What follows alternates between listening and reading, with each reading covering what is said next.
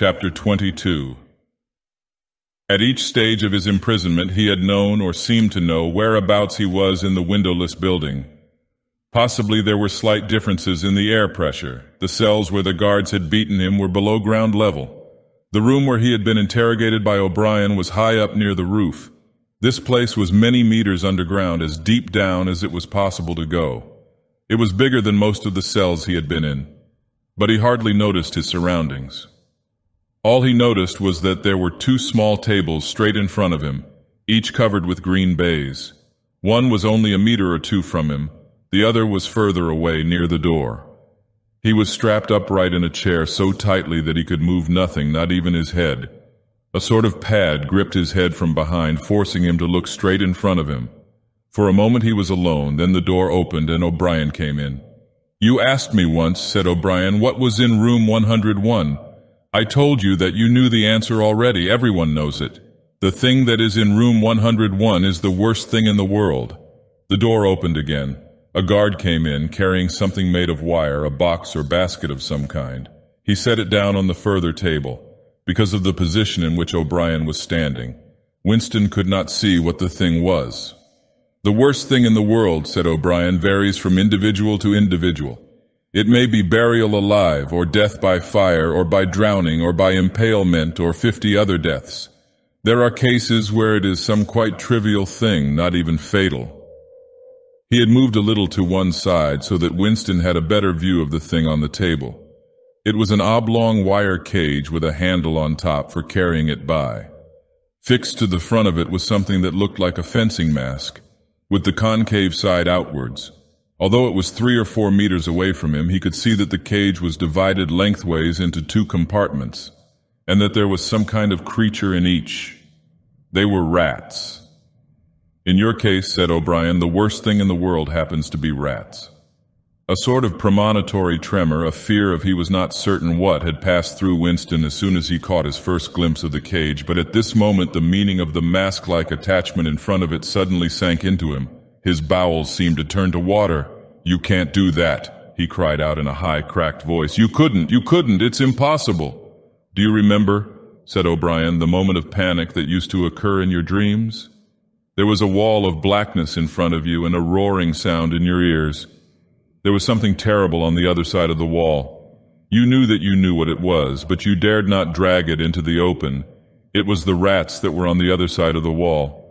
"O'Brien," said Winston, making an effort to control his voice, "you know this is not necessary. What is it that you want me to do?" O'Brien made no direct answer. When he spoke, it was in the schoolmasterish manner that he sometimes affected. He looked thoughtfully into the distance, as though he were addressing an audience somewhere behind Winston's back. "By itself," he said, "pain is not always enough. There are occasions when a human being will stand out against pain, even to the point of death. But for everyone there is something unendurable, something that cannot be contemplated. Courage and cowardice are not involved. If you are falling from a height, it is not cowardly to clutch at a rope. If you have come up from deep water, it is not cowardly to fill your lungs with air.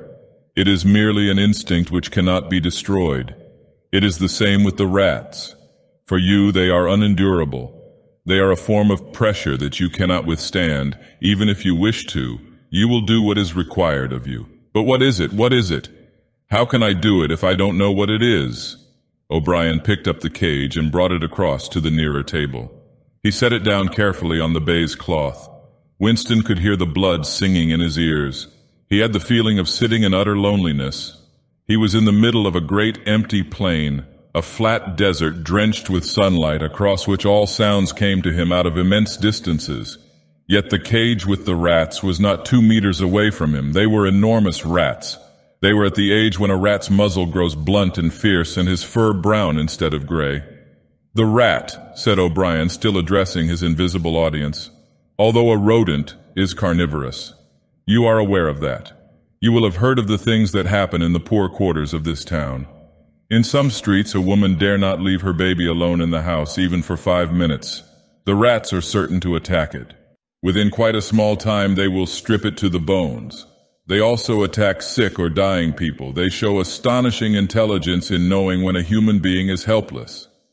There was an outburst of squeals from the cage. It seemed to reach Winston from far away.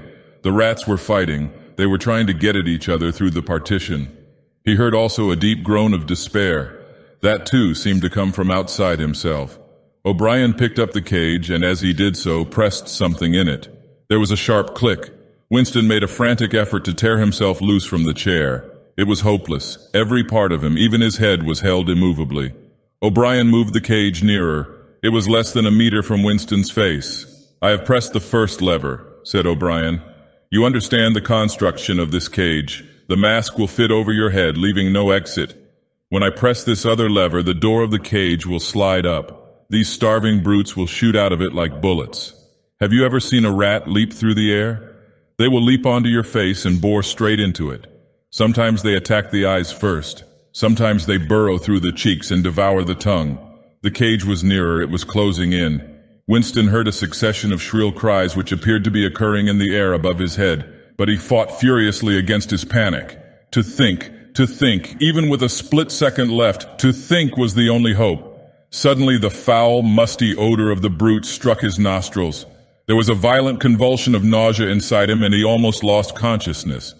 Everything had gone black. For an instant he was insane, a screaming animal. Yet he came out of the blackness clutching an idea. There was one and only one way to save himself. He must interpose another human being, the body of another human being, between himself and the rats. The circle of the mask was large enough now to shut out the vision of anything else. The wire door was a couple of handspans from his face. The rats knew what was coming now. One of them was leaping up and down. The other, an old scaly grandfather of the sewers, stood up with his pink hands against the bars and fiercely sniffed the air. Winston could see the whiskers and the yellow teeth. Again the black panic took hold of him. He was blind, helpless, mindless. "It was a common punishment in Imperial China," said O'Brien, as didactically as ever. The mask was closing on his face. The wire brushed his cheek, and then, no, it was not relief, only hope. A tiny fragment of hope. Too late, perhaps too late. But he had suddenly understood that in the whole world there was just one person to whom he could transfer his punishment. One body that he could thrust between himself and the rats. And he was shouting frantically over and over, "Do it to Julia, do it to Julia. Not me, Julia, I don't care what you do to her. Tear her face off, strip her to the bones. Not me, Julia, not me." He was falling backwards into enormous depths away from the rats. He was still strapped in the chair, but he had fallen through the floor, through the walls of the building, through the earth, through the oceans, through the atmosphere, into outer space, into the gulfs between the stars. Always away, away, away from the rats. He was light years distant, but O'Brien was still standing at his side. There was still the cold touch of wire against his cheek. But through the darkness that enveloped him, he heard another metallic click, and knew that the cage door had clicked shut and not open.